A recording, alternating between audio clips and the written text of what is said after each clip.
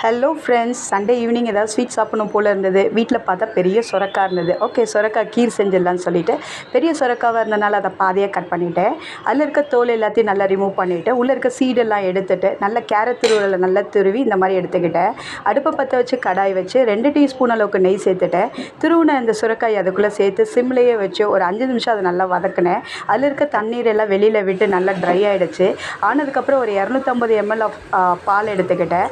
அந்த பாலை இதோட சேர்த்துட்டு அது நல்லா இந்த பாலிலே இந்த சுரக்காய் நல்லா வேக வச்சு அது வெந்துட்டு இருக்கும் போதே கையில் ஒரு 2 ஏலக்காவை நல்லா ஸ்மாஷ் பண்ணிவிட்டு அந்த ஏலக்காய் உள்ளே சேர்த்துட்டு ஏலக்காய் சேர்க்கும்போது நல்லா வாசனையாக இருக்கும். அதுக்கப்புறம் ஒரு அரை கப் அளவுக்கு சர்க்கரை சேர்த்துட்டு அதுக்கப்புறம் ஒரு 2லேருந்து 3 டீஸ்பூன் அளவு கண்டென்ஸ் மில்க் சேர்த்துக்கிட்டேன். இந்த கண்டென்ஸ் மில்க் நானே தான் ப்ரிப்பேர் பண்ணேன். எப்படி ப்ரிப்பேர் பண்ணால் நாளைக்கு ஷார்ட்ஸில் அப்லோட் பண்ணுறேன். அதுக்கப்புறம் ஒரு கடாயில் முந்திரி பருப்பு ரைசன்ஸ் எல்லாம் போட்டு நெய்யில் நல்லா தாளித்து இதோட ஆட் பண்ணிவிட்டு நல்லா ஸ்வீட் ரெடி ஆயிடுச்சு. தேங்க்யூ.